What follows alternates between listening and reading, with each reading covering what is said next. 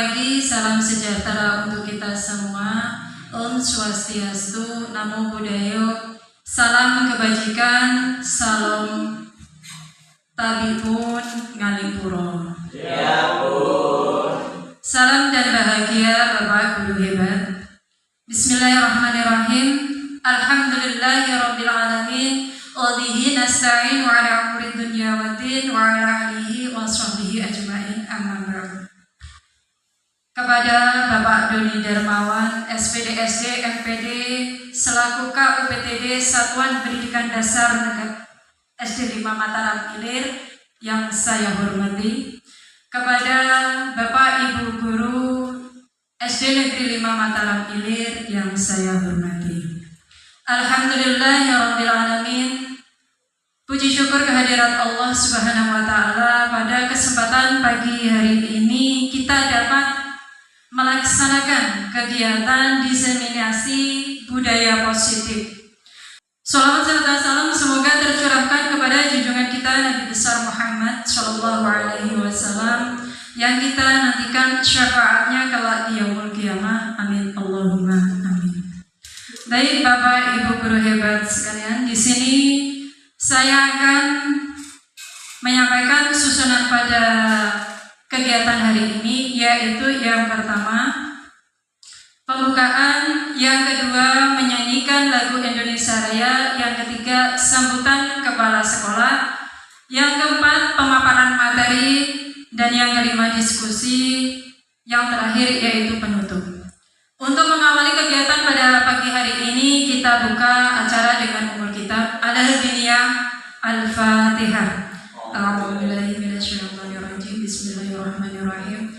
Alhamdulillahirabbil alamin arrahmanirrahim maliki yaumiddin. Iyyaka na'budu wa iyyaka nasta'in. Ihdinas siratal mustaqim. Siratal ladzina an'amta 'alaihim ghairil maghdubi 'alaihim waladdallin. Amin. Untuk acara yang selanjutnya yaitu menyanyikan lagu Indonesia Raya. Kepada Bapak Ibu guru dimohonkan berdiri. Kepada Ibu Desi dipersilakan.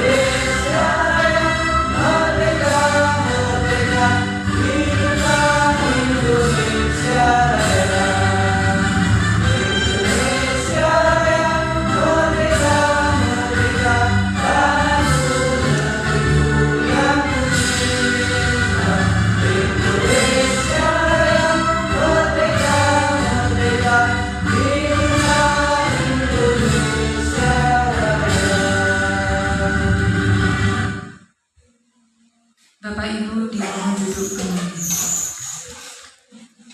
Untuk acara yang ketiga yaitu sambutan kepala sekolah, kepada Bapak Doni Darmawan dipersilakan. Assalamualaikum warahmatullahi wabarakatuh. Waalaikumsalam warahmatullahi wabarakatuh. Selamat pagi Bapak Ibu Guru. Salam untuk kita semua. Tabi'un. Ya ampun. Alhamdulillahirrahmanirrahim. Segala puji kita selalu sanjungkan kehadiran Allah Subhanahu wa Ta'ala yang telah memberikan kesehatan kepada kita semua, sehingga pada hari ini kita bisa berkumpul dalam keadaan sehat walafiat, tidak kekurangan suatu apapun. Dan tidak lupa Bapak Ibu, saya mengucapkan terima kasih kepada Bapak Ibu yang sudah hadir dalam ruangan ini. Semoga kita semua selalu diberikan limpahan dan hidayahnya oleh Allah Subhanahu wa Ta'ala. Amin Allahumma amin. Kedua kalinya sholat serta salam dan senantiasa kita sanjungkan kehadiran Nabi besar Muhammad Sallallahu Alaihi Wasallam yang selalu kita nantikan syafaat dan pertolongan beliau di yaumul kiamah. Amin Allahumma amin. Semoga kita selalu dianggap sebagai umatnya dan selalu akan mendapatkan pertolongannya. Baik Bapak Ibu, mohon izin untuk berdiri di depan Bapak Ibu semua. Pada hari ini kita melaksanakan lagi kegiatan pengibasan atau dalam bahasa kerennya itu diseminasi yang akan disampaikan oleh pemateri kita Bu Khalifah SPDI sebagai rangkaian dari kegiatan guru penggerak angkatan 11 Kabupaten Lampung Tengah tahun 2024. Perlu Bapak Ibu ketahui bahwa kegiatan ini adalah sebuah kegiatan positif dari kegiatan pendidikan guru penggerak, di mana di kegiatan guru penggerak ini menurut pengalaman saya, karena saya juga guru penggerak di angkatan 2 Kabupaten Lampung Tengah, ada 3 modul ya Bu Khalif ya. Kalau tidak salah sekarang ini Bu Khalif sudah masih masuk di modul 1, yakni paradigma dan visi guru penggeraknya. Di modul 1 ini ada 4 ya, mulai dari 1.1 sampai 1.4 ya Bu Khalif ya. Di 1.4 ini adalah mengenai budaya positif.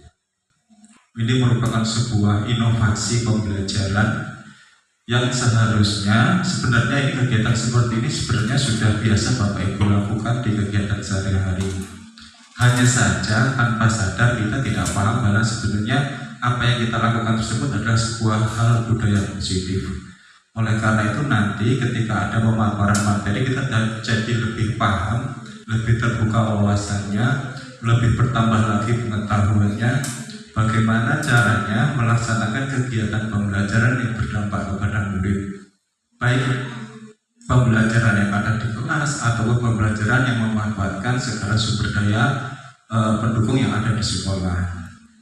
Kemudian Bapak Ibu perlu saya sampaikan, selaku kepala sekolah saya sangat bangga dan saya sangat menghargai sekali upaya-upaya dilakukan oleh Bapak Ibu guru, terutama Bapak Ibu guru yang sudah bergabung dalam program pendidikan guru penggerak, terutama program pendidikan guru penggerak yang saat ini sudah berjalan yaitu angkatan 11. Nah, oleh karena itu saya mengharap nanti ini bisa jadi sebagai sebuah lecutan semangat bagi Bapak Ibu untuk ikut di pendidikan guru penggerak untuk angkatan-angkatan selanjutnya, baik di angkatan 12, 13 jika memang di Kabupaten Lampung Tengah ini membuka lagi program pendidikan guru penggerak. Karena apa? Karena dengan mengikuti program guru penggerak secara otomatis Bapak Ibu nanti akan bertambah ilmunya, bertambah inovasinya, bertambah wawasannya, dan yang paling penting di guru penggerak Bapak Ibu akan terhubung dengan berbagai macam komunitas-komunitas pembelajaran.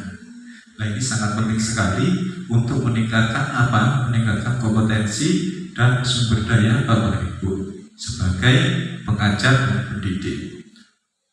Kiranya itu saja yang dapat saya sampaikan. Kurang dan lebihnya saya mohon maaf. Saya akhiri, wabillahi taufiq wal hidayah. Assalamualaikum warahmatullahi wabarakatuh. Waalaikumsalam warahmatullahi wabarakatuh. Terima kasih atas sambutannya Bapak Doli dan Iwan. Semoga apa yang beliau sampaikan bermanfaat untuk kita semua.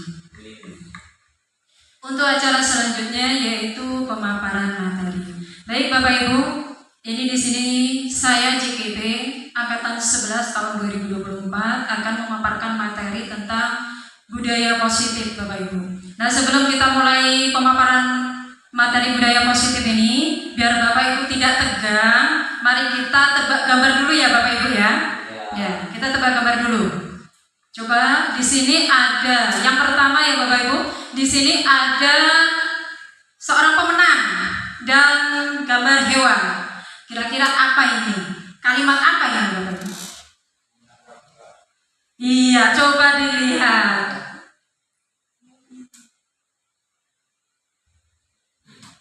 Ya, betul sekali Bapak Ibu, ternyata Bapak Kepala Sekolah kita mendahului menjawabnya. Berarti nanti selanjutnya Bapak Ibu ya, untuk tebak gambar yang kedua. Nah, coba ini Bapak Ibu, apa nih? Panggi.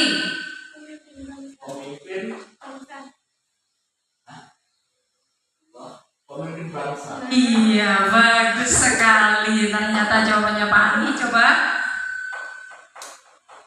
Iya, betul sekali Pak Andi. Keren Pak Andi. Selanjutnya untuk tebak gambar yang ketiga. Nah, ini dia. Coba Bapak. Ayo.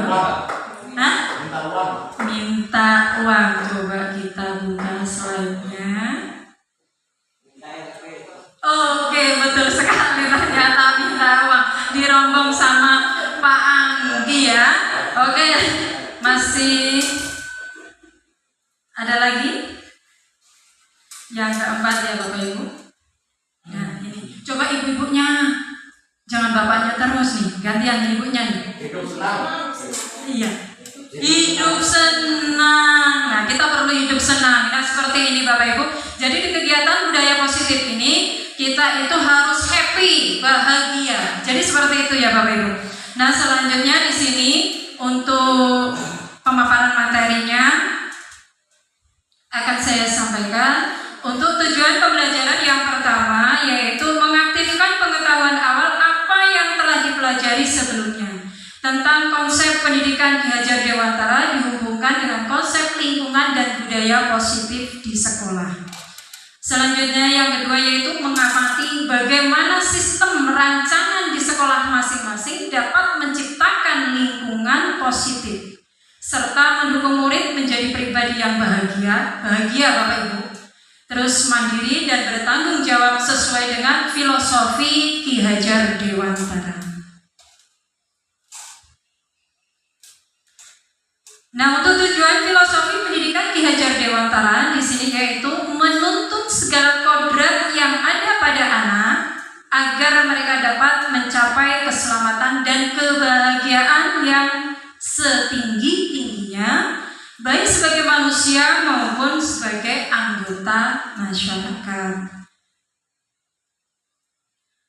Dalam pemikiran Ki Hajar Dewantara, yang pertama yaitu pendidikan yang merdeka. Nah, pendidikan yang merdeka yaitu konsep belajar yang bisa melayani anak dengan hambatan-hambatan murid sehingga dia bisa tumbuh secara optimal Bapak Ibu. Nah, selanjutnya yang kedua yaitu pendidikan yang menuntun.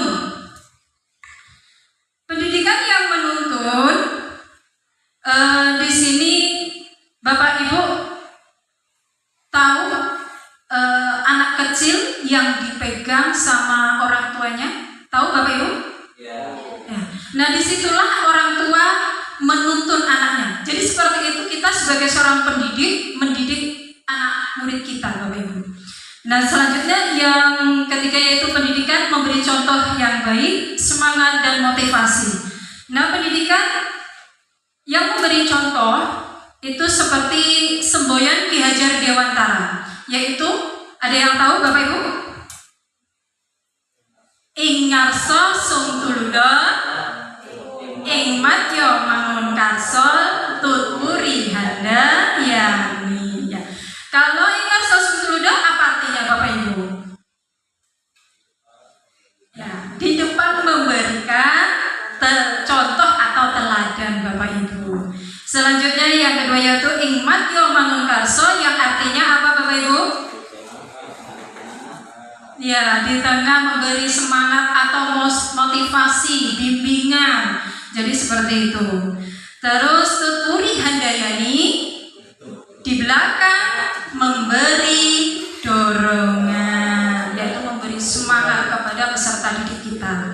Nah selanjutnya yaitu pendidikan yang sesuai dengan kodrat alam dan kodrat zaman. Nah kodrat alam di sini yaitu kondisi anak yang sejak lahir yang dipengaruhi kultur budaya dan lingkungan setempat.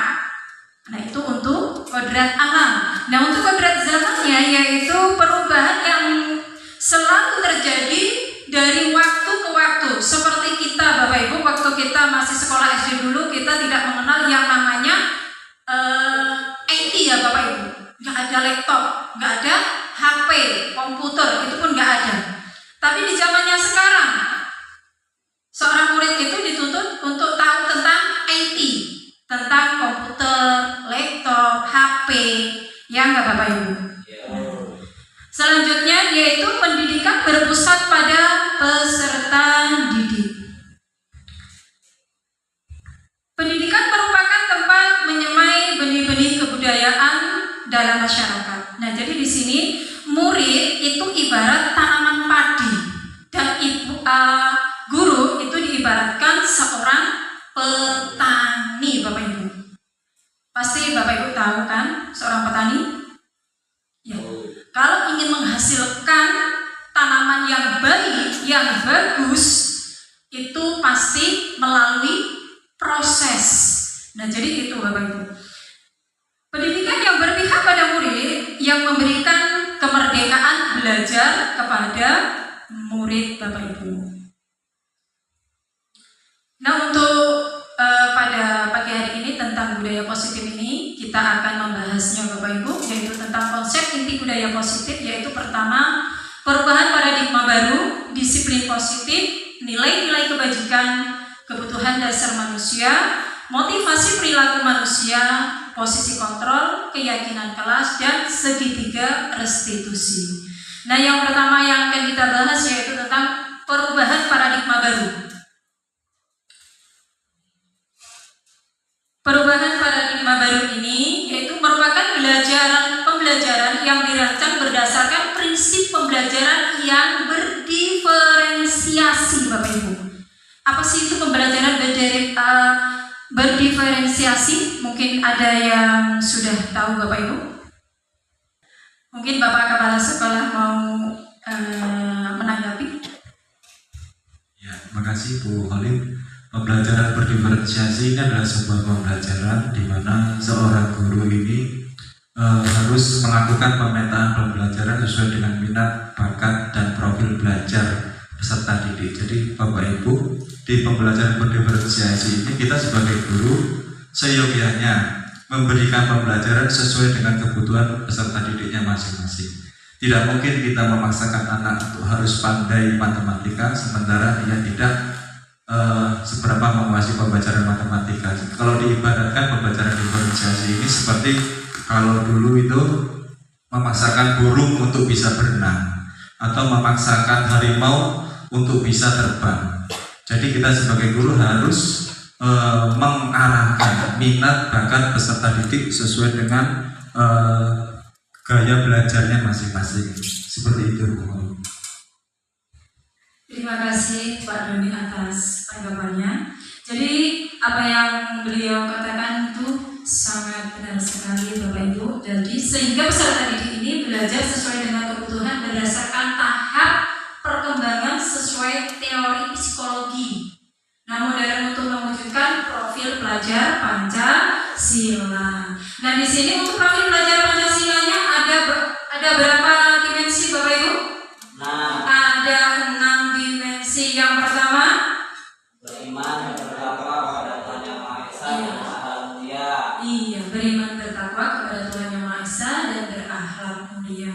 Yang kedua yaitu berkebinekaan global, bergotong royong, kreatif, mandiri, dan bernalar kritis. Nah, prinsip pembelajaran paradigma baru itu yang pertama yaitu rancangan pembelajaran berfokus pada tingkat perkembangan dan capaian peserta didik di masa sekarang. Yang kedua yaitu perkembangan kompetensi dan karakteristik holistik peserta didik menjadi sasaran dalam proses pembelajaran. Yang ketiga yaitu rancangan pembelajaran disusun dapat menumbuhkan kapasitas untuk menjadi pembelajaran sepanjang hayat. Dan yang keempat yaitu pembelajaran kontekstual dan relevan. Yang terakhir yaitu masa depan berkelanjutan menjadi orientasi dalam pembelajaran. Nah ini tadi untuk prinsip pembelajaran paradigma baru.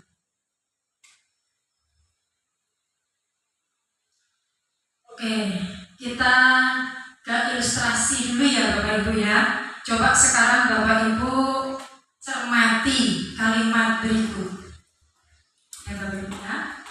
Anda, yuk coba tangannya Bapak Ibu kemana? Tangannya Bapak Ibu. Anda dan teman Anda akan melakukan kegiatan cobalah buka, ya cobalah buka. Anda adalah A, tugas Anda adalah mengepalkan salah satu tangan Anda. Coba Bapak Ibu dikepalkan tangan. Coba Anda bayangkan bahwa Anda menyimpan sesuatu yang sangat berharga di dalam kepalan tangan Anda. Anda perlu menjaga benda tersebut sekuat tenaga Anda karena begitu pentingnya untuk kehidupan Anda. Ini ya, tugas B atau rekan Anda ini adalah mencoba dengan segala cara untuk membuka kepalan tangan Anda. Teman Anda B boleh membujuk, menghardik, mengintimidasi, memarahi, menggoda, bahkan menggelitik, bahkan menawari Anda uang agar Anda bersedia membuka kepalan tangan Anda. Nah di sini Bapak Ibu sudah untuk kalimatnya sudah paham. Baik, sekarang selanjutnya ini ada pertanyaannya Bapak Ibu. Yang pertama, apakah Anda atau B membuka kepalan tangan Anda? Mengapa alasan Anda atau B membuka kepalan tangan Anda? Ini jawaban pertanyaan yang pertama. Coba Bapak Ibu perhatikan. Pertanyaan yang kedua, apakah Anda atau B menutup kepalan tangan Anda? Mengapa? Apa alasan Anda atau B tetap menutup kepalan tangan Anda? Ya, coba Bapak Ibu. Terus yang terakhir, pertanyaan terakhir. Dalam kegiatan ini sesungguhnya siapa yang memegang kendali atau kontrol untuk membuka atau menutup kepalan tangan Anda? Mungkin dari Bapak Ibu ada yang mau menjawab pertanyaan ini? Ayo. Apakah Anda atau B? Mungkin dari Pani? Masih dipikirkan. Oke, mungkin dari ibu-ibunya masih dipikirkan kayaknya dia. Oke, coba mungkin Pak Makmur mau menjawab. Langsung tekan Bapak Ibu. Yang pertanyaan nomor 1, apakah Anda atau B membuka kepalan tangan Anda? Mengapa? Apa alasan Anda atau B membuka kepalan tangan Anda? Yang kedua, apakah Anda atau B menutup kepalan tangan Anda? Mengapa? Apa alasan Anda atau B tetap menutup kepalan tangan Anda? Kalau saya amati dari kedua pertanyaan itu memiliki kemiripan atau persamaan dari pertanyaannya. Yang pertama, jadi kita itu menganggap sesuatu yang kita anggap sangat-sangat berharga.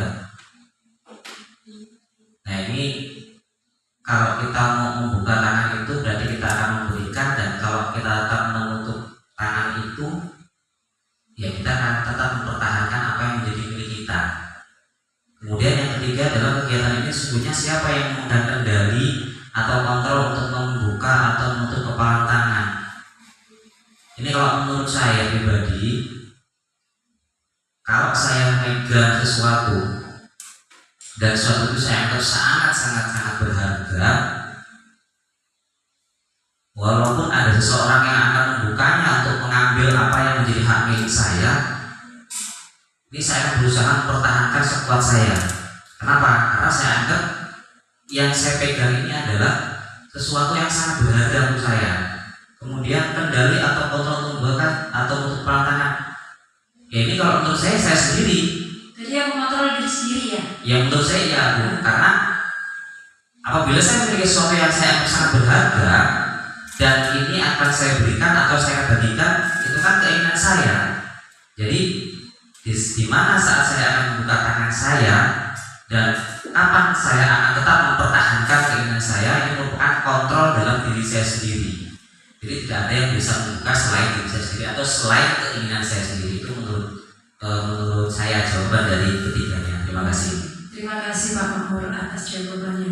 Jadi dari pertanyaan nomor 1 dan 2 itu sebenarnya sama Bapak Ibu jawabannya. Ya, jadi sama jawabannya. Dan yang nomor 3 itu adalah dari diri kita sendiri, bagaimana cara kita mengontrol diri kita sendiri Bapak Ibu. Kalau kita mau membuka, ya kita buka. Tapi kalau kita tidak mau membuka, pasti tidak akan terbuka walaupun di situ ada uang segepok ya Bapak Ibu ya. Iya. Kalau kita tidak mau membukanya. Tapi kalau kita mau membukanya, berarti apa itu Bapak Ibu? Itu namanya mengontrol diri kita sendiri. Nah, miskonsepsi tentang teori kontrol yaitu yang pertama ilusi guru mengontrol murid, yang kedua yaitu ilusi bahwa semua penguatan positif efektif dan bermanfaat. Selanjutnya yang ketiga ilusi bahwa kritik dan membuat orang merasa bersalah dapat menguatkan karakter. Selanjutnya yang keempat itu ilusi bahwa orang dewasa memiliki hak untuk memaksa. Itu kan rata-rata orang dewasa punya hak memaksa ya. Jadi seperti itu ya Bapak Ibu. Nah selanjutnya yaitu mengubah paradigma stimulus respon ke pendekatan teori kontrol. Nah di sini Bapak Ibu ada tabel stimulus respon dan teori kontrol. Nah di tabel ini sudah jelas ya Bapak Ibu. Salah satu contohnya tentang stimulus respon.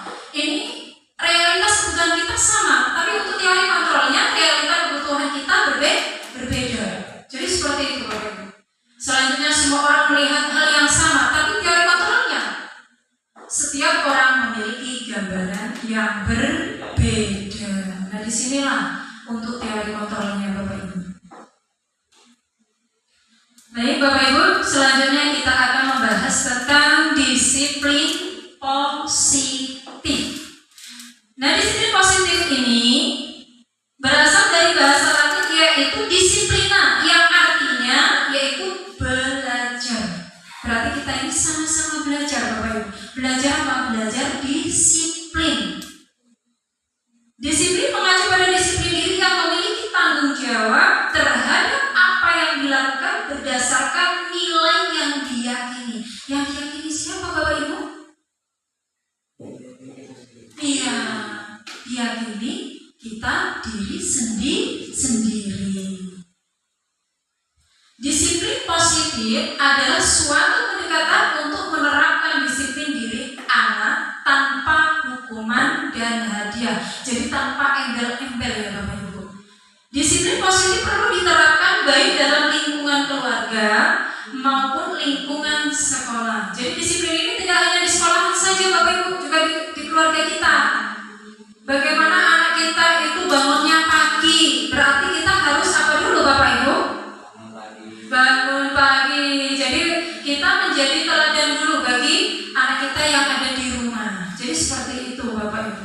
Dengan menerapkan disiplin positif diharapkan tindak kekerasan dapat kita hindari. Nah sebagai seorang pendidik, tujuan kita apa?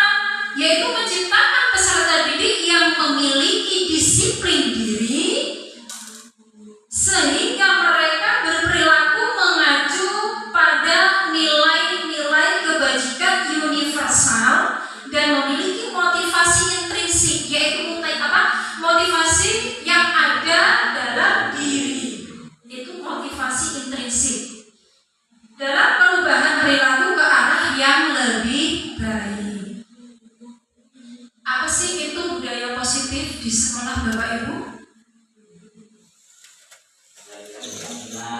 ya nilai-nilai keyakinan, ada kebiasaan-kebiasaan di sekolah yang berpihak kepada siapa? Kepada murid. Agar apa? Murid dapat berkembang menjadi apa, Bapak Ibu? Iya, pribadi yang lebih kritis, penuh hormat dan bertanggung jawab. Nah, untuk nilai-nilai kebajikan ini yaitu sifat-sifat positif manusia yang merupakan tujuan mulia yang ingin dicapai setiap individu. Jadi kita sebagai manusia ingin hidup mulia ya Bapak Ibu ya.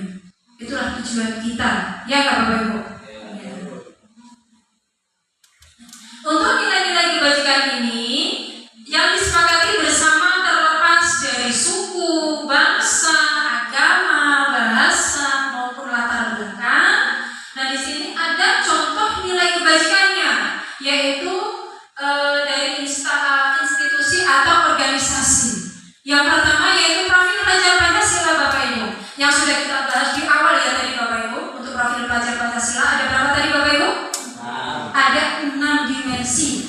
Terus selanjutnya di sini ada PIP, yaitu ada toleransi, rasa hormat, integritas, dan keterampilan hidup. Nah untuk keterampilan hidup ini ada dapat dipercaya, lurus hati, sampai memberikan yang terbaik dari diri Bapak Ibu. Selanjutnya yaitu tentang kebutuhan dasar manusia. Nah, untuk kebutuhan dasar manusia ini adalah segala sesuatu yang kita lakukan untuk mendapatkan apa yang kita inginkan. Pasti Bapak Ibu punya keinginan, ya nggak Bapak Ibu? Ya. Pasti itu. Nah, seluruh tindakan yang kita lakukan memiliki tujuan. Nah, tujuan hidup kita itu apa Bapak Ibu? Tujuan kita itu apa dalam dunia pendidikan ini? Jadi seperti itu Bapak Ibu. Usaha terbaik yang kita lakukan adalah dalam rangka agar kebutuhan dasar kita terpenuhi dengan baik. Selanjutnya yaitu ada 5 kebutuhan dasar manusia, yaitu yang pertama bertahan hidup, yaitu survival. Yang kedua itu merasa diterima dan kasih sayang, yaitu love and belonging. Selanjutnya yang ketiga kebebasan, freedom. Selanjutnya kesenangan, fun, bahagia. Dan yang terakhir yaitu penguasaan, yaitu power Bapak Ibu. Nah, 5 kebutuhan dasar manusia itu yang pertama kebutuhan bertahan hidup. Nah, kebutuhan yang bersifat fisiologis untuk bertahan hidup yaitu misalnya apa Bapak Ibu? Kesehatan, rumah, pakaian. Itu pasti ya Bapak Ibu ya. Makan apa lagi ya Bapak Ibu ya? Kalau pakaian mungkin yang ibu-ibu ini terutama ya, ini sangat ya fashionable. Jadi seperti itu. Selanjutnya yang kedua yaitu kasih sayang dan rasa diterima, yaitu meliputi kebutuhan akan hubungan dan koneksi sosial. Dan kebutuhan untuk memberi dan menerima kasih sayang, dan kebutuhan untuk merasa menjadi bagian dari suatu kelompok, misalnya rasa diterima, diperdulikan, berbagi apa yang kita punya ya Bapak Ibu ya. Contohnya berbagi makanan tadi di awal, kita punya makanan, kita berbagi. Terus bekerja sama dalam apa? Kalau kita di dalam dunia pendidikan ini, yaitu bekerja sama dalam mencerdaskan anak bangsa. Nah dari ini, kebutuhan ini ada 3 kebutuhan berikutnya,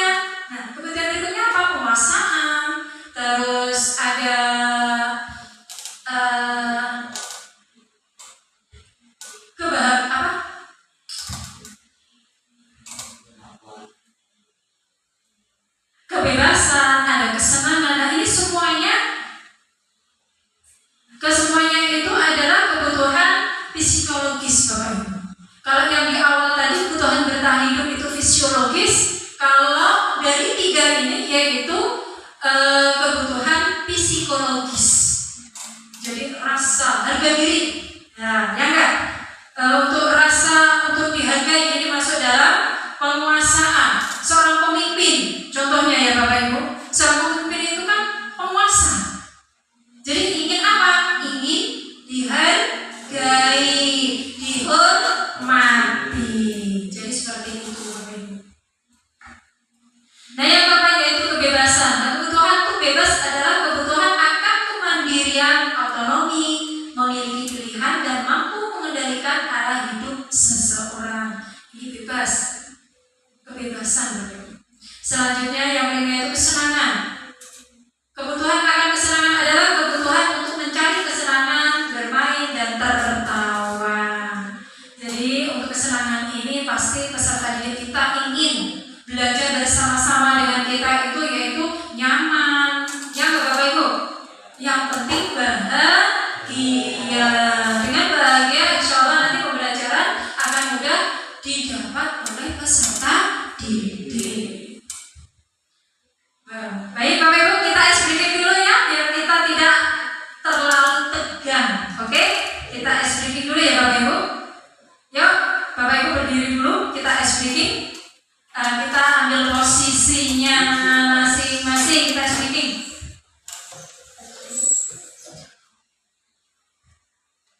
Boleh maju ke depan Bapak Ibu? Boleh maju? Oke, boleh maju, benar.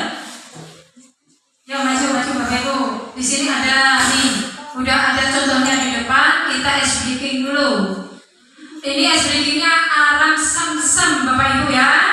Ayo kalau aram sam-sam itu biasanya kalau kursinya jadi maju Bapak Ibu. Bu Novianto, Bu Novita boleh maju ke depan. Bu Ju, punya, oke. Boleh maju ke sini Pak Bena, maju yuk. Ayo Pak Bena maju ke depan, boleh. Maju sini. Oke. Kita lihat. Kita mulai ya Bapak Ibu, udah siap semuanya? Ayo Bu Desi sini, Bu Desi maju sini, Bu Desi.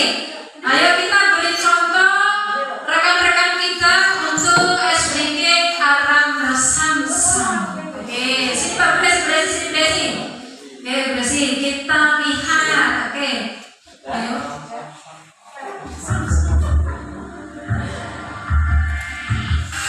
Ayo tangannya di depan.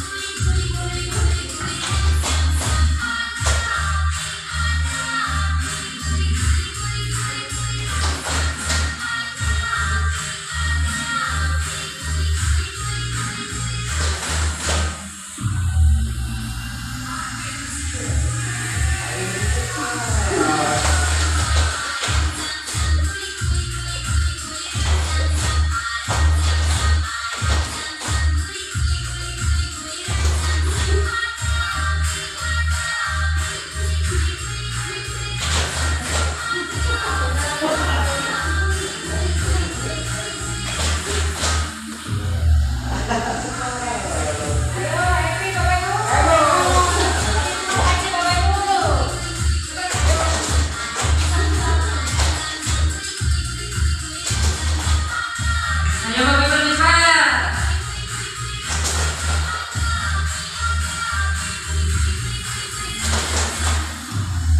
Ya lebih cepat lagi Bapak Ibu. Ayo. Ya lebih semangat nanti Bapak Ibu.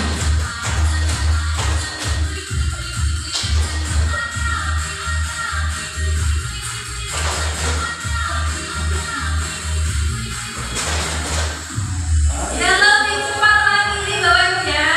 Ayo fokus.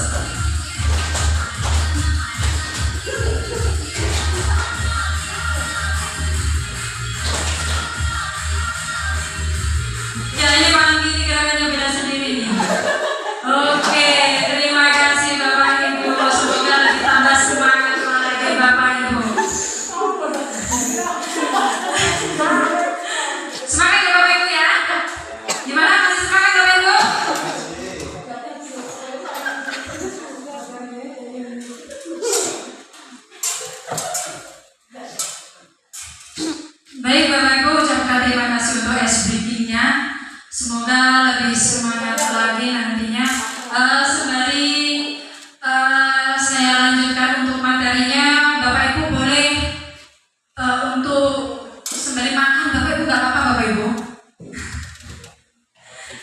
nggak perlu tegang, ya. Kita nggak perlu tegang.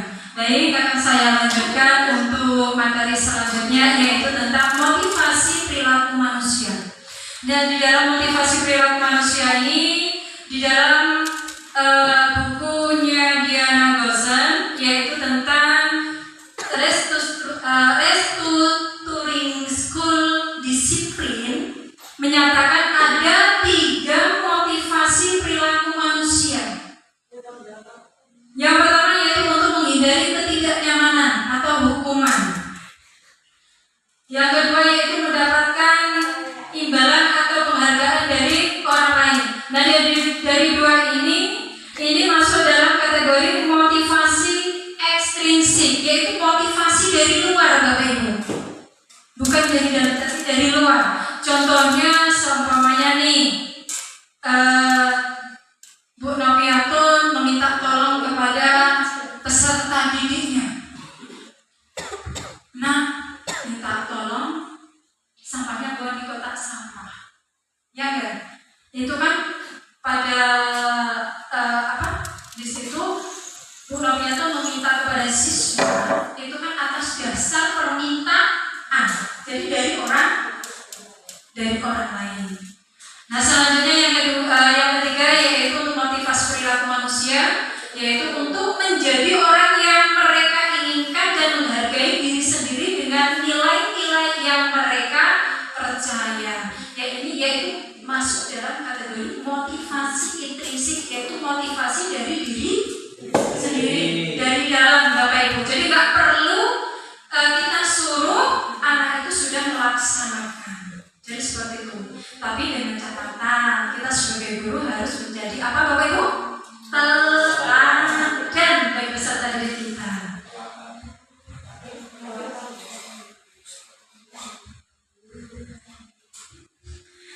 Nah, selanjutnya yaitu perbedaan antara hukuman, konsekuensi, dan restitusi. Nah, untuk hukuman yaitu tidak terencana, tiba-tiba. Murid tidak tahu apa-apa yang terjadi. Contohnya Bapak Ibu, berangkat sekolah telat, tahu-tahu dikasih hukuman. Karena kamu telat, kamu harus berjemur, ya enggak? Ya. Hormat bendera. Jadi kan anak bingung, ya enggak Bapak Ibu? Jadi secara tiba-tiba anak itu tidak tahu. Nah, bersifat satu arah berupa hukuman fisik atau psikis. Ini adalah hukuman. Kalau konsekuensi yaitu terencana, yaitu sudah disepakati sesuai peraturan sekolah. Nah, murid tetap dibuat tidak nyaman, tetap tidak dibuat nyaman. Kenapa? Karena ini ada kesepakatan. Jadi seperti itu Bapak Ibu. Nah, sifat guru selalu memonitor murid. Ini adalah konsekuensi. Nah, yang terakhir yaitu restitusi, yaitu proses menciptakan kondisi bagi murid untuk memperbaiki kesalahan. Jadi kita tanyakan dulu Bapak Ibu, kenapa kok berangkatnya telat? Jadi seperti itu Bapak Ibu. Proses kolaboratif yang mengajarkan murid untuk mencari solusi sendiri. Jadi kita cari tahu dulu solusi anak ini, kenapa kok anak ini telat, kan gitu Bapak Ibu.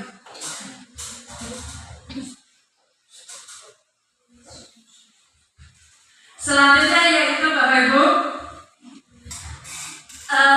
posisi kontrol, yaitu ada 5. Yang pertama yaitu penghukum. Kalau penghukum ini Bapak Ibu, nada suaranya tinggi. Hei kamu! Nah, jadi seperti itu contohnya Bapak Ibu. Menghardik Bapak Ibu.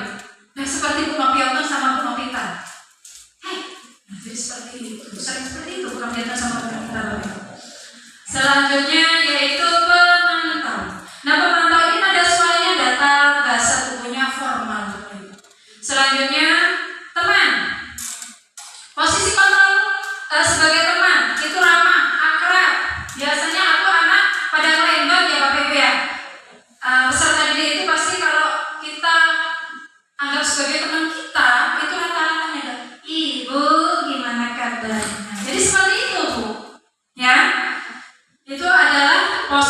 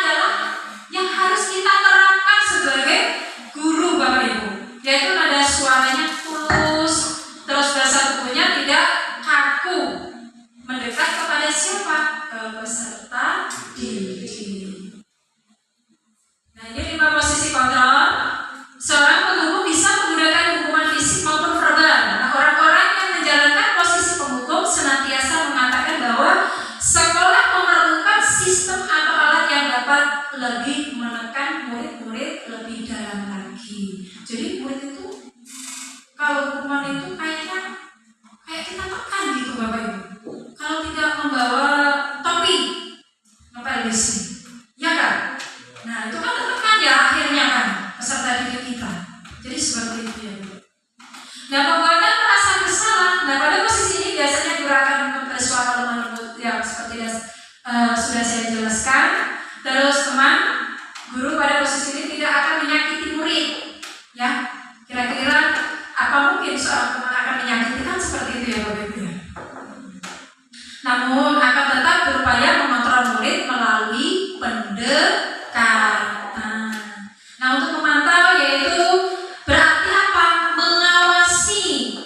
Pada saat kita mengawasi, kita bertanggung jawab atas perilaku orang-orang yang kita awasi. Nah selanjutnya yaitu manajer. Posisi di mana yang guru berbuat sesuatu dengan murid, mempersilahkan murid, mempertanggungjawabkan perilakunya, mendukung murid agar dapat menemukan solusi atas masalahnya sendiri. Jadi kalau untuk manajer ini, kalau kita sebagai guru itu kita mencari dulu apa sih masalah yang dihadapi oleh murid kita, kan begitu ya Bapak. Jadi murid ini datang terlambat, jangan langsung kita menghardik atau menghukum. Akan tetapi kita tanyakan dulu apa sih permasalahannya anak ini datang terlambat. Jadi seperti itu ya Bapak Ibu ya. Nah inilah posisi kita yang diharapkan untuk menjadi posisi kontrol yang kelima, yaitu manajer Bapak Ibu.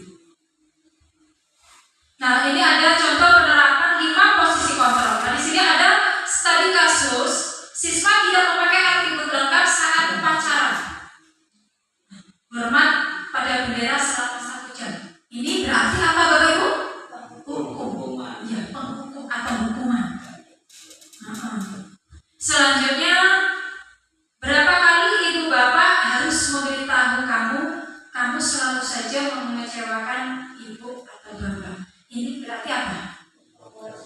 Iya, membuat merasa bersalah. Akhirnya anak itu kan kayak merasa bersalah gitu ya Bapak Ibu. Selanjutnya, ayo dong ikuti aturan sekolah. Tolong bantu ibu bapak ya sekali ini. Ya sudah, tidak apa-apa. Lain kali jangan sampai buat seperti ini lagi ya. Ini berarti posisi apa Bapak Ibu? Iya, sebagai teman. Selanjutnya, kamu sudah melanggar peraturan sekolah. Kamu tahu konsekuensinya? Setelah upacara kamu beli atribut di koperasi dan jangan diulangi lagi. Ini masuk dalam apa Bapak Ibu? Pemantau. Nah yang terakhir ini Bapak Ibu, apa kamu tahu kesalahan apa yang kamu lakukan? Ini kan bahasanya halus ya Bapak Ibu ya. Nah kira-kira bagaimana cara kamu memperbaiki kesalahan kamu? Jadi bagaimana ini Bapak Ibu kalau siswa itu tidak melengkapi atributnya? Kalau kita posisi ini sebagai manajer Bapak Ibu, apa Bapak Ibu? Mungkin dari pagi.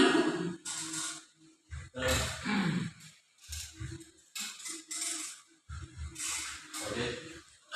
Dari studi kasus yang ada pada layar tersebut, status sebagai manajer, guru sebagai manajer mungkin juga bisa diterapkan kepada anak kita. Karena apa? Di situ kita tidak menghakimi, di situ kita tidak memaksa, dan di situ kita tidak memelas di depan mereka, namun kita memberikan arahan ke mereka bagaimana cara memperbaiki, bahwa memang jika itu adalah suatu kesalahan. Jadi mereka merubah diri mereka, memperbaiki kesalahan mereka dengan cara mereka sendiri. Namun tidak lepas dari kontrol kita sebagai Oke, terima kasih Pak Anggi atas tanggapannya. Betul sekali Pak Anggi ya. Untuk posisi manajer ini yaitu kita mencari dulu apa sih kesalahan murid itu ya Bapak Ibu ya, masalahnya apa, terus kira-kira bagaimana cara memperbaikinya. Jadi seperti itu ya Bapak Ibu. Nah dalam studi kasus yang dihadapi guru di sekolah, maka posisi kontrol sebagai guru adalah apa Bapak Ibu? Manajer. Baik Bapak Ibu, mari kita terapkan ya, kita belajar bersama-sama untuk melakukan posisi kontrol yang kelima, yaitu sebagai manajer Bapak Ibu. Yuk, sekarang di sini ada pertanyaan, coba jawab dengan cepat. Posisi apa ini Bapak Ibu ya? Posisi kontrol apakah aku? Saya kecewa sekali dengan kamu. Saya kecewa sekali dengan kamu. Saya kecewa. Saya kecewa.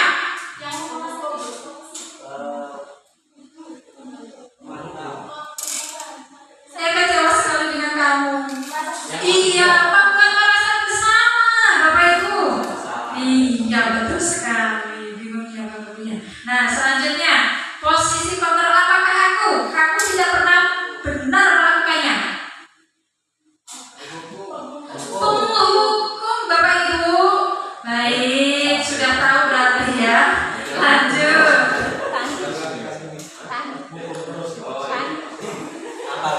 Posisi kontrol apakah aku? Apa rencana kamu untuk menyelesaikan ini? Manajer. Selanjutnya. Posisi kontrol apakah aku? Ayolah, lakukan demi Bapak Ibu. Sebagai teman.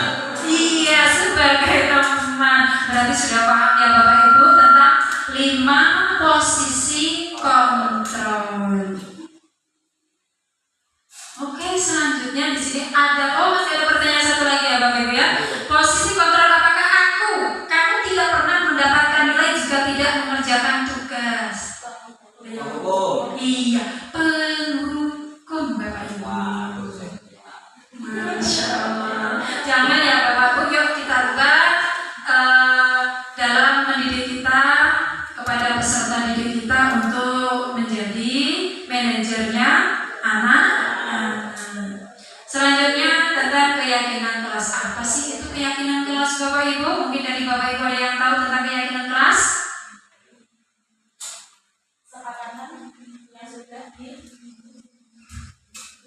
Kalau menurut saya Bu Oliva, keyakinan kelas itu biasanya adalah kesepakatan kelas yang sudah kita buat oleh seorang guru dengan peserta didik, yang biasanya diikuti dengan aturan-aturan yang mungkin tidak bisa dilanggar, baik guru maupun peserta didik. Seperti itu. Oke, terima kasih Bu Noviato untuk tanggapannya. Jadi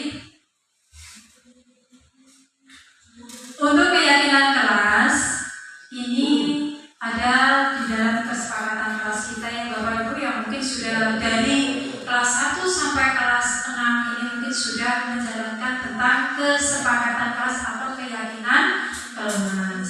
Nah, keyakinan kelas adalah prinsip atau nilai yang dipegang oleh suatu kelompok atau komunitas dalam konteks pendidikan. Nah, ini mencakup komitmen untuk saling menghormati, bekerja sama, bertanggung jawab, berusaha semaksimal mungkin, dan mendukung pembelajaran yang aktif.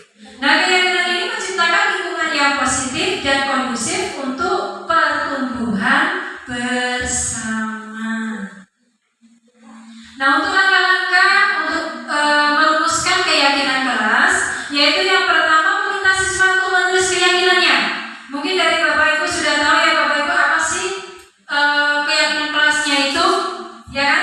Jadi mungkin dari Bapak Ibu ada yang tahu tentang keyakinan kelas? Contohnya, seumpamanya seperti ini Bapak Ibu.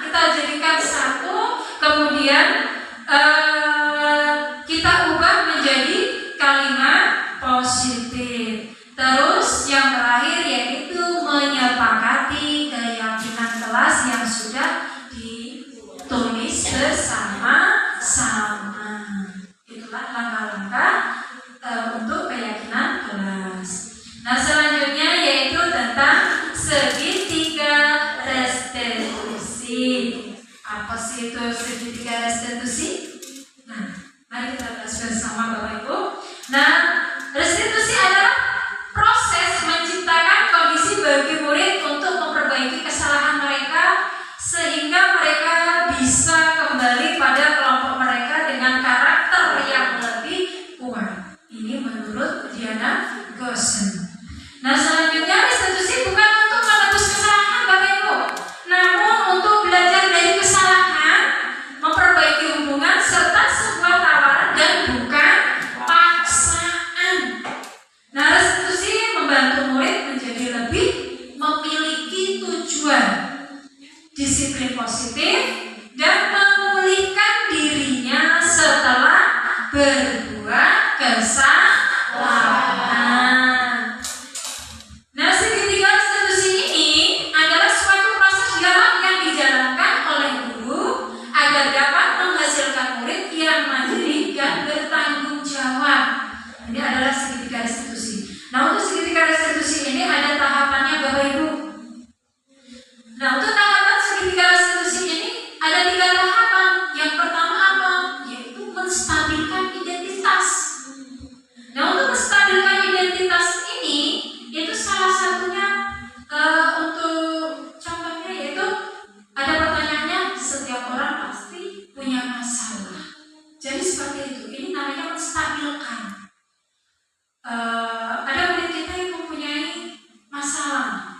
Contohnya dia tidak piket atau tidak mengerjakan tugas.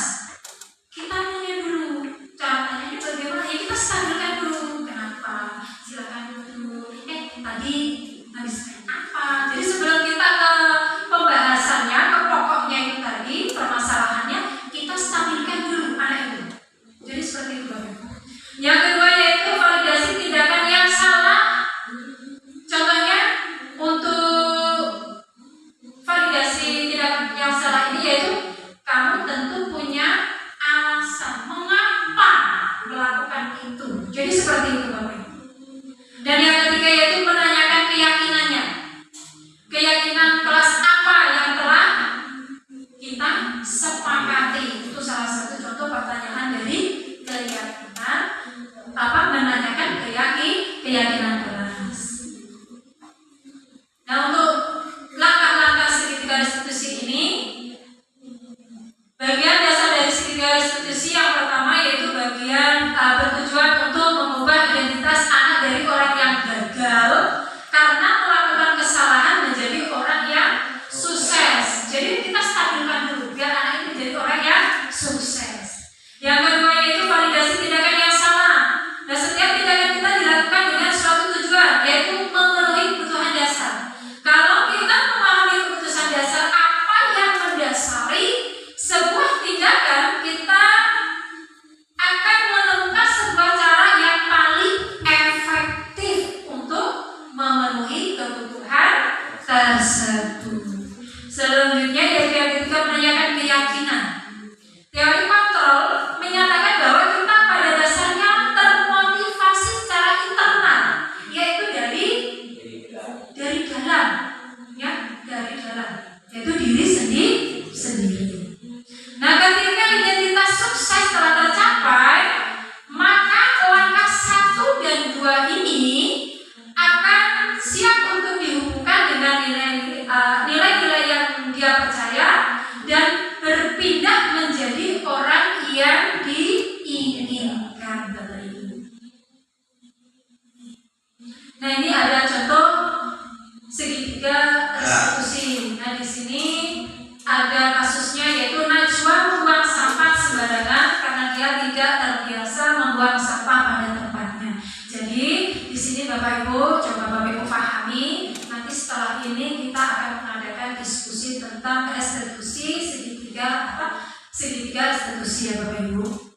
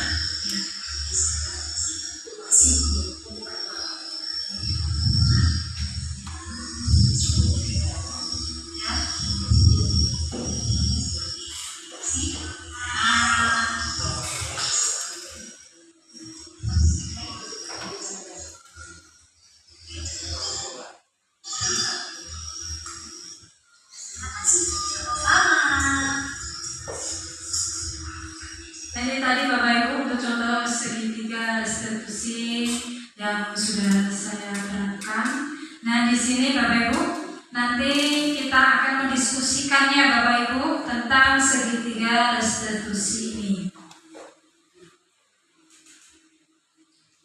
Oke, sebelum kita diskusi Bapak Ibu, kita coba gambar dulu ya Bapak Ibu biar tambah semangat. Ya biar Bu Noviana biar gak ngantuk ini Bapak Ibu. Saya perhatikan ini Bu Noviana ini ngantuk bener. Ya kita coba gambar ya Bapak Ibu. Di sini gambar apa Bapak Ibu? Ayam. Ayam ya Bapak Ibu. Benar ini ayam Bapak Ibu. Coba pagi mungkin ayam jago pagi katanya. Ayo coba ada yang lain. Ayam boiler. Ayam karton, ayam boiler. Ayo, ada yang lain. Ayo Bapak Ibu. Ayo. Ayam potong. Ayam potong.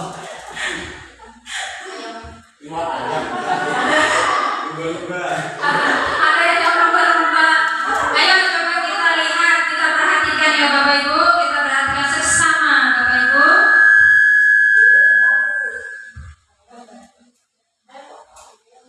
Kita buka. Oke Bapak Ibu. Ternyata kucing yang pakai topeng ayam Bapak Ibu. Masya Allah, ternyata ya Bapak Ibu ada kucing pakai topeng ayam. Ya. Oh iya, betul sekali Bu Jumi ya. Ya lanjut, tebak gambar berikutnya ini Bapak Ibu. Ayo coba dilihat. Spesies baru. Nah, gambar selanjutnya ini Bapak Ibu, coba ditebak Bapak Ibu. Di belakangnya ada pantai Bapak Ibu. Ayo, di belakangnya ada pantai, ada pasir. Di situ kepalanya apa Bapak Ibu? Domba. Itu ada laut ikan pasir. Iwa wedus. Ayo. Apa Bapak Ibu? Ya. Coba. Iwa wedus. Ya, coba Bapak Ibu. Coba panggil apa panggil? Ikan kepala domba ya iwa wedus. Ikan kepala domba katanya Bapak Ibu. Coba yuk kita buka Bapak Ibu. Ya ternyata burung pakai topeng domba Bapak Ibu. Ternyata kurang pas. Lanjut. Ya. Di belakangnya itu berarti kan Bapak Ibu. Di situ ada kayak hutan Bapak Ibu ya. Iya katanya kambing pakai topeng angsa. Yuk. Ada lagi mungkin Bapak Ibu? Apa Bu? Kuda topeng burung kata Bu Novianto. Angsa. Kuda pakai topeng angsa. Yuk kita coba lihat Bapak Ibu. Ya ternyata itu angsa apa bebek Bapak Ibu? Ternyata kurang pas Bu Novianto topengnya. Badannya sudah betul sebenarnya ya Bapak Ibu ya.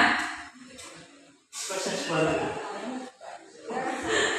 Kata Pak ini spesies baru ya Bapak Ibu ya. Kita lanjut Bapak Ibu. Nah kita akan diskusi dan praktek segitiga restitusi. Nah untuk kasus yang pertama yaitu hakam tidak mengumpulkan tugas di kelas. Nah hakam mengantuk karena semalaman bermain sosial media. Ini tuh kasus yang pertama.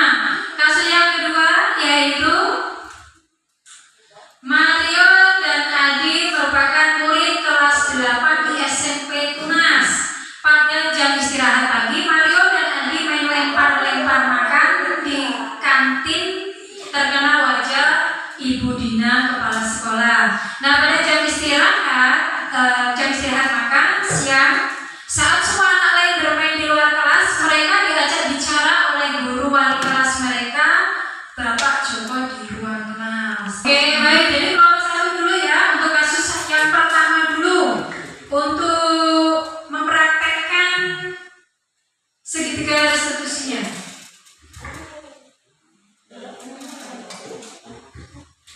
Ini Bapak Ibu.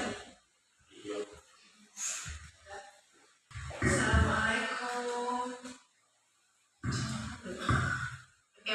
Waalaikumsalam. Selamat pagi, Bu. Selamat pagi Hakam. Silahkan duduk. Kakak tahu nggak kenapa hari ini Ibu panggil? Tahu, Ibu, mungkin berkaitan dengan tugas. Benar sekali Hakam. Kemarin Ibu lihat Hakam berangkat sekolah, tapi kenapa tugasnya tidak Hakam kumpulkan? Iya, Ibu. Kemarin saya masuk, tapi saya tidak mengumpulkan tugas. Hakam, Ibu mau bicara. Setiap manusia itu pasti punya kesalahan. Ibu pun juga pernah melakukan kesalahan. Ibu pengen tanya, apa alasan Hakam tidak mengumpulkan tugas kemarin? Maaf, Bu, kemarin saya capek dan ngantuk karena semalam saya tidak tidur sampai jam 11 karena saya lihat TikTok sehingga pekerjaan yang Ibu berikan saya lupa mengerjakannya. Baiklah, Masya Allah, Hakam. Berarti Hakam sudah lupa atau tidak ingat dengan keyakinan kelas yang sudah kita sepakati? Ingat, Bu. Kalau Hakam masih ingat, kira-kira apa yang Hakam lakukan itu sudah melanggar kesepakatan kelas atau tidak? Belum, Bu. Coba Ibu pengen tanya sama Hakam, kira-kira yang sudah Hakam langgar kemarin itu sudah tidak mengerjakan tugas, itu kesepakatan kelas apa yang sudah Hakam langgar? Saya harus selalu bertanggung jawab, Bu. Baiklah, kalau sudah Hakam menyadari seperti itu, Ibu pengen tanya, kira-kira solusi apa yang Hakam akan lakukan untuk menyelesaikan masalah ini? Punya, Bu, saya punya solusi. Yang pertama, saya minta maaf karena tidak mengerjakan tugas. Yang kedua, saya tidak akan tidur malam-malam lagi seperti yang sudah saya lakukan. Yang ketiga, saya akan mengerjakan tugas Ibu dan akan saya kumpulkan besok. Baik, kalau seperti itu berarti Hakam sudah menyadari kesalahannya.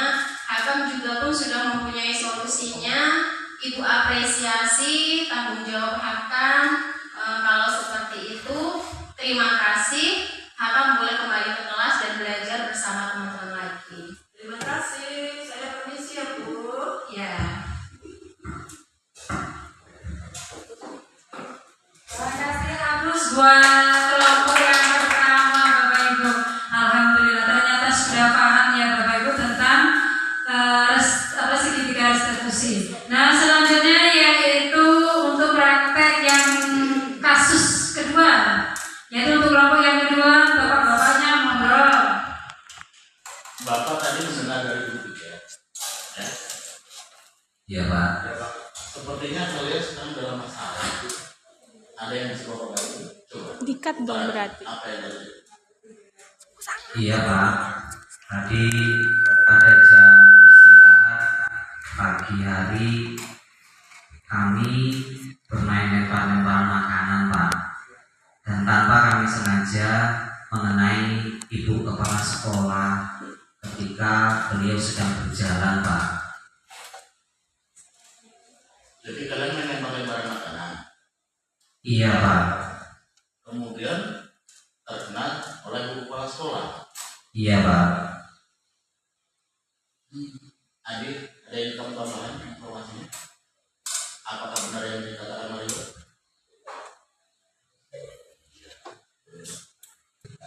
Kami tidak bermaksud melakukannya, Tapi apa?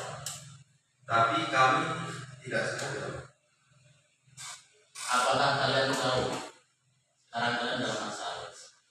Iya Pak. Baiklah, Bapak di sini tidak akan mencari siapa yang salah. Tapi Bapak di sini akan bersama-sama mencari solusi dari permasalahan tersebut. Iya Pak. Bapak bisa lihat kalian merasa senang saat melakukannya. Benar seperti itu? Iya Pak. Sekarang mari kita bicara tentang keyakinan kelas dan keyakinan sekolah kita. Apa yang kita percaya dan yang mana yang kalian menunjukkan. Kita harus bersikap baik Pak, satu sama yang lainnya, lalu menghormati orang lain dan menghormati diri sendiri. Nah, kalian berdua ingat dengan baik keyakinan kelas kita. Kita kembali pada ketika kalian menyampaikan barang tadi mengenai ibu kepala sekolah. Apakah ketika kalian melakukan itu, kalian menghormati orang lain? tidak Pak. Tapi kalian mendapatkan rasa senang kan? Iya. Menurut Bapak ada cara untuk mendapatkan rasa senang tanpa merugikan orang lain. Bagaimana menurut kalian? Iya Pak. Nah, sekarang mari kita selalu mengindahkan keyakinan kelas kita. Besok kita ke kantin dan kalian bisa berperilaku di kantin. Kalian siap? Siap Pak. Jadi silakan kembali ke kelas. Terima kasih Pak.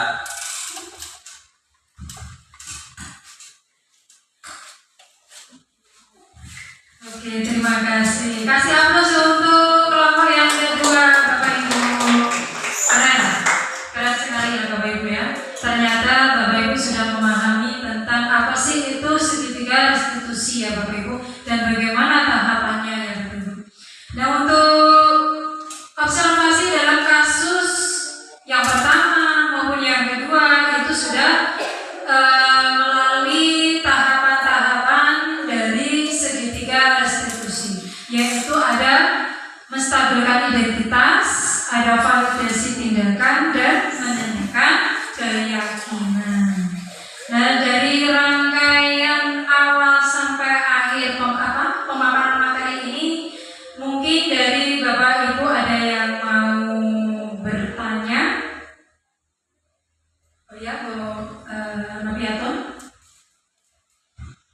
Saya ingin menanyakan, apakah setiap permasalahan yang kita temui di sekolah ataupun di kelas itu penyelesaiannya harus menggunakan segitiga restitusi seperti itu? Mohon penjelasannya, Bu. Oke, terima kasih Bu Noviaton atas pertanyaannya. Jadi, apakah setiap permasalahan itu harus diselesaikan dengan menggunakan segitiga restitusi? Apakah ada cara yang lain gitu ya teman-teman ya Bu Noviaton? Mungkin dari Bapak Ibu ada yang mau menanggapi? Mungkin dari Bapak Kepala Sekolah yang mau menanggapi? Ya, terima kasih Bu Habibah. Bapak Ibu, setiap kelas dan setiap guru pasti punya permasalahan, dan tidak semua permasalahan itu bersifat berat atau pelanggaran tersebut bersifat pelanggaran berat. Kalau memang pelanggarannya ringan, kita bisa menyelesaikannya secara tidak memerlukan sebuah pemahaman kepada peserta didik, ya kita bisa menyelesaikannya ya seperti biasa Bapak Ibu. Tidak perlu harus melakukan kegiatan segitiga restitusi. Tapi jika memang kesalahan tersebut adalah sebuah kesalahan yang menurut kita terjadi berulang-ulang, selalu terjadi setiap hari, setiap minggu, ataupun setiap waktu, dan itu saja siswa yang melaksanakannya atau siswa yang melanggar, makanya perlu kita melakukan restitusi. Tapi misalnya jika hanya 1-2 kali kesalahan, mungkin kita masih bisa menganggap wajar karena setiap orang pasti punya kesalahan. Tapi kalau itu terus melakukan kesalahan, anak itu terus melakukan kesalahan, ya tentunya kita perlu melakukan restitusi, karena anak itu kan sifatnya belajar dari kesalahan, dan hingga akhirnya nantinya mereka menyadari, karena melalui segitiga restitusi tadi ada nilai-nilai keyakinan yang memang harus kita berikan kepada anak peserta didik kita, bahwasanya tindakan yang dilakukan adalah sebuah kesalahan dan mereka menyadarinya. Kiranya seperti itu tambahan Bu. Oke, terima kasih Bapak Doni Darmawan. Jadi untuk segitiga restitusi, kalau kita ada permasalahan dengan siswa itu tersebut, ya kita 1, 2 kali sampai 3 kali. Kalau permasalahan itu berlanjut, kita bisa memanggil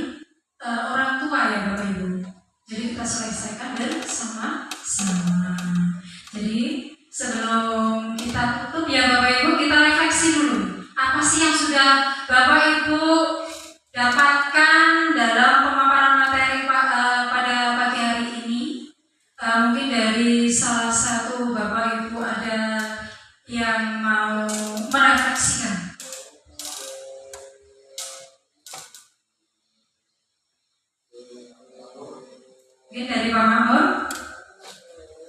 Ya, terima kasih Bu Wali atas waktunya. Dari kegiatan berdiskusi dan belajar bersama mengenai segitiga restitusi pada kesempatan pagi sampai siang hari ini, saya lebih memahami, lebih mengerti tentang bagaimana cara kita untuk menyelesaikan suatu permasalahan. Memang di sebuah sekolahan atau di dalam lingkungan masyarakat tidak terlepas dari sebuah permasalahan. Akan tetapi cara yang akan kita gunakan, karena kita pernah paham tentang hal itu, dan dengan penjelasan yang telah disampaikan oleh Bu Khalif mengenai segitiga restitusi ini, saya sendiri mendapat gambaran lebih jauh lagi, lebih luas lagi bagaimana untuk mengantar anak-anak didik kita menjadi anak-anak yang lebih merdeka, mengantar anak didik kita untuk senang belajar di sekolahan dan tidak menjadikan mereka sebuah beban, karena sekolah itu merupakan rumah kedua bagi kita. Sehingga bagaimana caranya supaya anak-anak tersebut itu menganggap kita ini sebagai orang tua, menganggap kita sebagai teman, sehingga mereka tidak akan canggung untuk bersama-sama mengikuti belajar di sekolah, sehingga akan menjadikan anak tersebut insya Allah menjadi anak yang berguna, anak yang sukses, dan anak yang berbakti kepada orang tua. Itu saja refleksi dari saya, dan mungkin ada Bapak Ibu guru yang akan menambahkan kembali. Terima kasih Bu Khalif. Terima kasih Bapak Mahmud atas refleksinya. Mungkin dari Bapak Ibu, mungkin dari Ibunya, ada yang mau menambahkan? Bu Desi? Mungkin ada yang mau menambahkan atau merefleksikan? Baik, terima kasih Bu Khalifah untuk refleksi pada diskriminasi segitiga restitusi yang sudah disampaikan Bu Khalifah. Di sini kami sama-sama belajar bagaimana mengaplikasikan segitiga restitusi dengan kasus-kasus yang berbeda di setiap kelasnya tentunya, dan juga belajar bagaimana menjadi guru yang mencontohkan disiplin positif pada siswa yang nantinya bisa berkelanjutan siswa sampai akhir hayat. Mungkin itu saja. Terima kasih. Terima kasih Bu Desi. Aplaus untuk kita semua Bapak Ibu. Dan di sini saya ucapkan terima kasih banyak kepada Bapak Ibu sudah bersama-sama melaksanakan kegiatan pada pagi sampai menjelang siang ini dan berjalan dengan lancar. Sekali lagi saya ucapkan terima kasih kepada Bapak Kepala Sekolah, Bapak Dodi Darmawan, dan Bapak Ibu guru hebat semua di Negeri 5 Mataram Ilir atas partisipasinya dalam kegiatan diseminasi pada pagi menjelang siang ini. Saya ucapkan terima kasih. Saya akhiri. Wallahul muwaffiq ila aqwamit thoriq. Wassalamualaikum warahmatullahi wabarakatuh.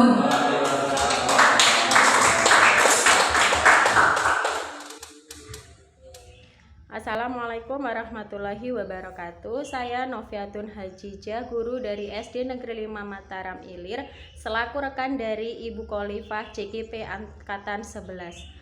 Setelah saya mengikuti kegiatan diseminasi penyebaran dan pemahaman tentang budaya positif yang disampaikan oleh beliau, saya merasa saya perlu membudayakan budaya positif dengan keyakinan kelas dan menangani masalah dengan menggunakan segitiga restitusi, dengan harapan agar terwujudnya murid yang memiliki profil pelajar Pancasila. Terima kasih. Wassalamualaikum warahmatullahi wabarakatuh.